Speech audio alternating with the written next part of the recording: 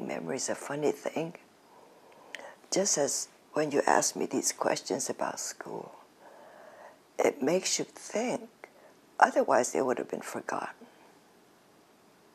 It would. Because I never thought back to what it was like at LACC. And one of your questions was, who was your favorite teacher? Dr. Parker, commercial law. He was great. The first thing he told us is, if you children, he always called us children, if you children think you can get an A, there is no such thing as an A student. So if you think you're going to get an A in my class, there's a door. I nearly walked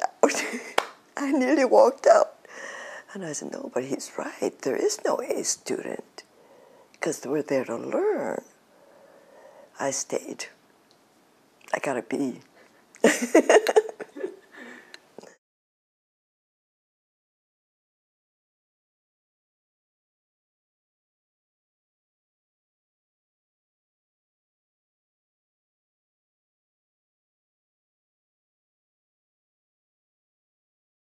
Yes, my father was taken away by the FBI, which left Mama with 4 kids. We didn't know where they took him until later on when we heard that they were being held at Tahunga. In the meantime, we were sent over to Santa Anita for 5-6 months before they sent us inland to Amachi. It was just barracks. People were so, they didn't know what to make of it. We just lived in one small room, 5 of us. And we had that searchlight shining right into our room. You know how the searchlights goes back and forth? Okay, so we were right there on Huntington Drive, so the searchlight is shining right into our room. But that was Santa Anita. And we had a mess hall that we're assigned to eat in. And of course, the sanitary condition was very primitive. But somehow, Japanese people are pretty modest, and it was horrible to have to put up with that kind of toilet things. My friend, Dr. Bailey, I used to write to her, and she would read my letters to her class.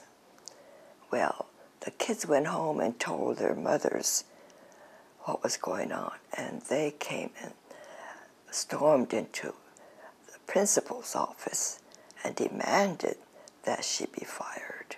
Just the fact that she couldn't read my letters to the students. It was pretty bad. It had to be pretty bad. And yet, I had this one girlfriend.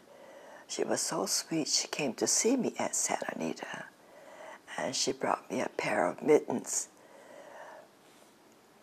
Best present I got. I took it with me to Colorado where we froze, We went from Santa Anita to Amachi. By train. Windows are all blacked out.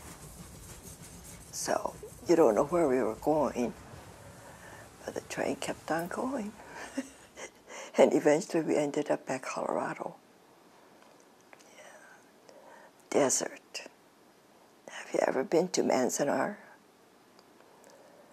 Well, it would be like that. No mountains, though. Not in Colorado. Just flat, very dreary. And it went on and on and on. Nothing there. Just the desert. And then our camp. And the weather was horrible. You go from Southern California to a place like that. Summertime, it's humid and miserable, and you get sandstorms. If there was a sandstorm, I couldn't see you. It was that thick. And then when it rained, it comes down in sheets. It was terrible. And when it snowed, well, you know, it's the first time we saw snow.